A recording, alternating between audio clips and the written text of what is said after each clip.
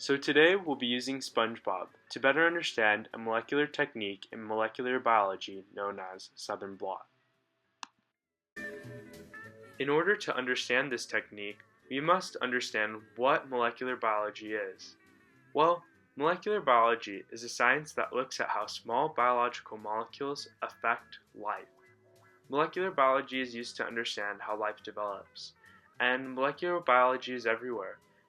It's inside jellyfish, pineapples, coral, animals, plants, humans, and one way that we study molecular biology is through a molecule known as DNA. DNA is one of the most stable molecules on the entire planet. DNA is double-stranded and it has 4 base pairs. The base pairs A and T always bind with each other, and the base pairs C and G always bind with each other. DNA is an extremely large biological molecule that contains instructions for the growth of life, and DNA is specific for everyone. So my DNA is different than your DNA, and DNA is everywhere. DNA is inside me, it's inside you, it's inside fish, and it's inside animals, and we can use DNA to study how life develops. A Southern blot is a molecular technique that uses molecular biology to recognize DNA. And since DNA is specific for everyone, we can use DNA to identify different individuals.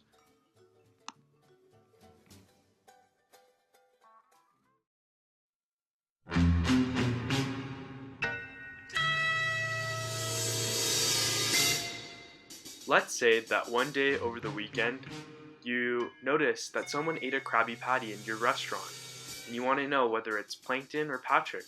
Luckily, you take out your microscope and find saliva on the Krabby Patty, and it's important to know that saliva has DNA. Since we know that DNA is specific for every individual, we can use a Southern blot analysis to determine whether it was Plankton or Patrick who ate the Krabby Patty. So we're going to isolate a sample of saliva and place it in a test tube. Then we're going to use a DNA kit to remove and extract the DNA from the saliva. Then we're going to use a Southern blot to analyze the DNA. The Southern blot technique will take the large piece of DNA and cut it up into smaller pieces, and each piece will be known as a DNA fragment. The DNA fragments will be separated by size. Then, the DNA fragments will be matched up to a complementary sequence of DNA from either Patrick or Plankton. If Patrick's DNA matches up with the DNA fragment, then we know that Patrick was the one who ate the Krabby Patty. But if Plankton's DNA is the one that matches up with the DNA fragment, then we know that Plankton ate the Krabby Patty. And this process can take quite a while. 2,000 years later. Okay, so the process won't actually take 2,000 years, but it can take quite a while for your DNA fragment to match up with the DNA of interest from either Plankton or Patrick. Luckily, molecular biology was able to help us uncover who ate this Krabby Patty.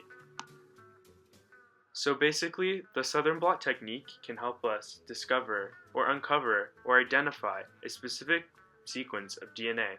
And since DNA is specific for everyone, this technique can be really useful.